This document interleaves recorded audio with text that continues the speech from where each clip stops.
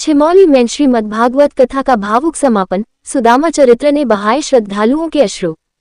छिमौली मौदहा हमीरपुर मौदहा विकासखंड क्षेत्र के ग्राम छिमौली स्थित श्री गोसाई आश्रम धाम में आयोजित श्रीमद्भागवत कथा का अंतिम दिन अत्यंत भावपूर्ण और भक्तिमय वातावरण में संपन्न हुआ। कथा के समापन अवसर पर भागवताचार्य राधे श्वेतांबरा शास्त्री जी ने सुदामा चरित्र का मार्मिक वर्णन प्रस्तुत किया, जिसे सुनकर पंडाल में उपस्थित श्रद्धालु भाव विभोर हो उठे।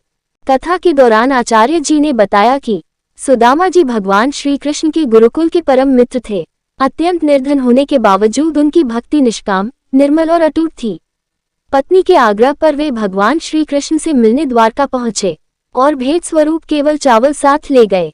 भगवान श्री कृष्ण ने अपने प्रिय मित्र का सिंहासन से उतरकर स्वागत किया, उन्हें गले लगाया और चरण धोकर आदर सम्मान प्रदान किया।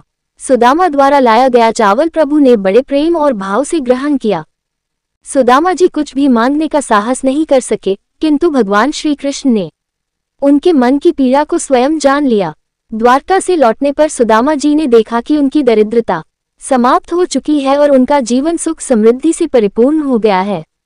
आचार्य जी ने इस प्रसंग के माध्यम से संदेश दिया कि भगवान धन नहीं, भाव के भूखे होते हैं और सच्चे भक्तों पर अपनी कृपा अवश्य बरसाते हैं। कथा के समापन अवसर पर लरोद गांव से पधारे समाज सेवी बाबूराम निषाद ने भागवताचार्य को साल ओढ़ाकर सम्मानित किया। आयोजकों ने जानकारी दी कि 26 जनवरी को चंद्रावल तट पर केवट संवाद का भव्य आयोजन किया जाएगा, जिसमें बड़ी संख्या में श्रद्धालुओं के शामिल होने की संभावना है। रजाई में पड़े रहते हैं, तब लोग बेचारे लोग स्टेशनों में पड़े रहते हैं। जब हम लोग सुंदर भोजन करके जो बचा हुआ भोजन है उसको कचरे में फेंक देते हैं, तब उन लोगों को देख लेना जो एक रोटी के लिए तरस रहा है। अगर आपके जीवन में ये भाव आ गया ना, तो जीवन में आप कभी नहीं रोएंगे कि मेरे पास ऐसा नहीं है।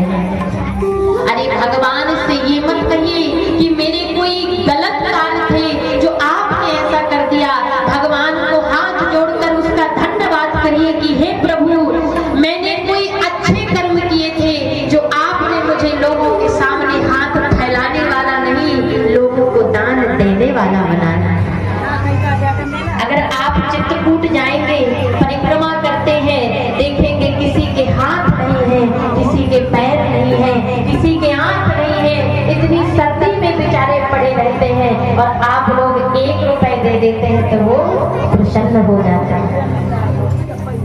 कम से कम भगवान ने हमें जीवन दिया है, 2 सुंदर हाथ है, पैर है, नेत्र है, देख सकते। कभी निराश हो, आपके जीवन में हताश हो कि मेरे पास धन की कमी है, तब ऐसे लोगों को याद कर लेना कि नहीं, अभी हमसे भी गरीब लोग हैं जिनके पास वास्तविक में भोजन करने के लिए नहीं।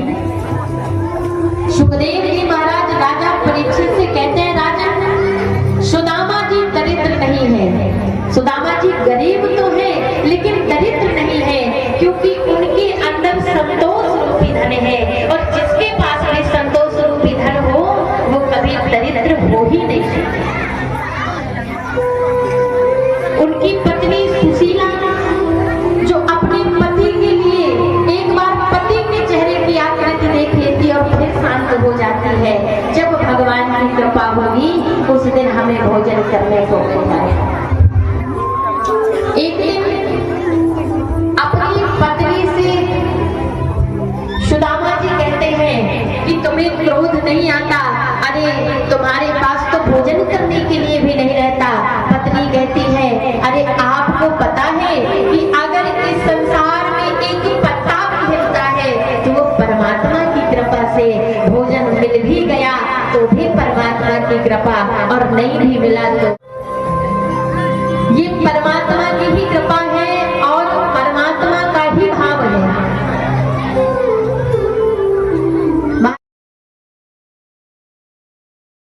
सुदामा जी से कहती है, महाराज, मैंने सुना है कि जो द्वारिकाधीश है वो आपके बचपन के मित्र हैं। महाराज, सुदामा जी ने जैसे ही अपने कन्हैया का नाम सुना, नेत्रों से अश्रु निकल आए। अरे सुशीला, आज तो तूने मुझे वर्षों पुरानी याद दिला दी, मेरे मित्र द्वारिकाधीश की याद दिला दी।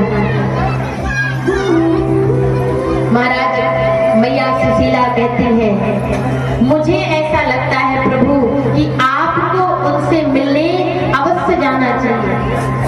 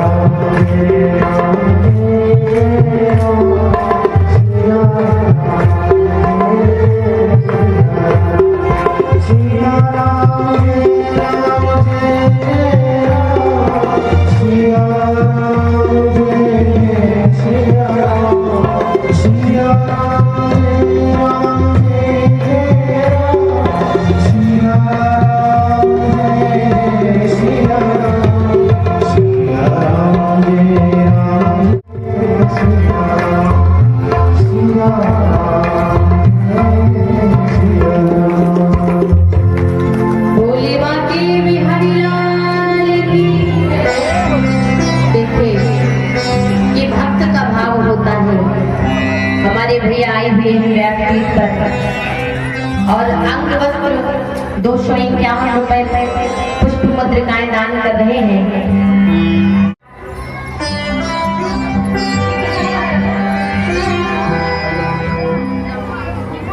इतनी दूर से यहाँ पर आए हुए हैं, ये भक्त का भाव होता है, अपना अपना भाव होता है। कहते हैं कि जिसने 6 दिन तक कथा नहीं सुनी और 7वें दिन सुदामा चरित्र की कथा सुन लेते हैं तो उनको पूरा फल प्राप्त हो जाता है। सुशीला कहती है, उसकी चिंता आप मत करिए महाराज, मैं कुछ ना कुछ व्यवस्था कर दूंगी, बस आपको द्वारिकाधीश से मिलने जाइए। अब जब इतना सुशीला ने कहा आज मिले, सुदामा जी मन में प्रसन्न है, मन में भाव है कि मुझे द्वारिकाधीश से मिलने जाना है। महाराज, सुशीला सुबह गई। अरे किसी एक घर से भिक्षा रूप में 5 मुट्ठी चावल मिल जाते, 5 मुट्ठी चावल में 1 पाव भी चावल नहीं जाता। लेकिन सुशीला ने मन में विचार किया कि अगर मैंने एक ही घर के 5 मुट्ठी चावल ले लिए और वो चावल द्वारिकाधीश ने देखे तो वो समझ जाएंगे कि सुदामा इतना गरीब नहीं है, इसके पास भोजन करने के लिए अन्न तो है। पर अगर मैंने 5 घरों से एक मुट्ठी चावल ले ली तो 5 घरों के चावल 5 वैरायटी के होंगे, ताकि वो देख कर पता चल जाएगा उनको कि सुशीला और मेरे मित्र सुदामा का जीवन ऐसे ही चल रहा है, जो जितना दे देते हैं तो वही स्वीकार कर लेते हैं। महाराज, सुशीला 5 घरों से एक मुट्ठी चावल लेके आई और जब 5 घरों से एक मुट्ठी चावल लेके आई तो एक फटा हुआ कपड़ा है। महाराज, उस कपड़े को 4-5 जगह से सिल करके उन चावल को रखती है और पोटली बना देती है और कहती है सुदामा जी से, हे प्रभु आप जाइए द्वारिकाधीश के पास और उनसे मिलकर के आइए। सुशीला और धन्य है सुदामा जी, जो आज भी सुदामा जी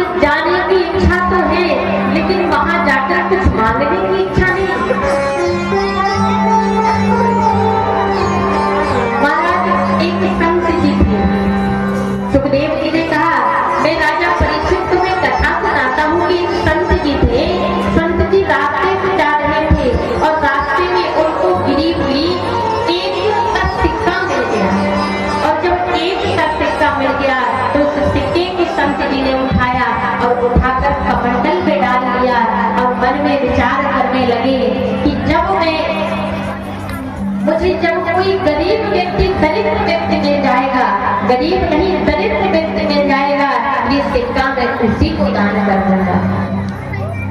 महाराज बहुत दिन तक संत जी वहां देखते रहे, लेकिन उनको कोई दरिद्र व्यक्ति नहीं मिला। थोड़ी सेना कितनी झुंड जा रही है, संत जी ने कहा ये सेना कहाँ जा रही है? एक व्यक्ति ने कहा महाराज पूरब की राजा ने पश्चिम की राजा पर चढ़ाई कर दी है, क्योंकि पश्चिम का राजा कमजोर है और पूरब का राजा उसके पास सेना भी ज्यादा है और धन भी ज्यादा है। संत जी खड़े हो गए, अब जब ये पूर्व का राजा आएगा तो मैं ये अपनी फूटी कौड़ी एक का सिक्का मैं इसी को दे दूंगा। महाराज जब वो राजा आया, संत जी ने कहा राजन आप नीचे उतरिए, मैं आपको कुछ देना चाहता हूं। राजा ने मन में विचार किया कि संत जी हैं, आशीर्वाद ही देना चाह रहे होंगे। महाराज तब वो राजा उतर कर आया, संत जी ने अपनी कमंडल से उस फूटी कौड़ी को निकाला और निकाल करके राजा को दे दिया। राजन जाओ, ये कौड़ी मैंने तुम्हें इसलिए दी है कि जिस दिन ये कौड़ी मुझे मिली थी उसी दिन मैंने कहा था जिस दिन मुझे संसार का सबसे दरिद्र व्यक्ति मिल जाएगा मैं ये कौड़ी उसे दे दूंगा। राजा क्रोधित हो गया, महाराज मैं पूरब का राजा हूँ, मेरे पास इतनी प्रजा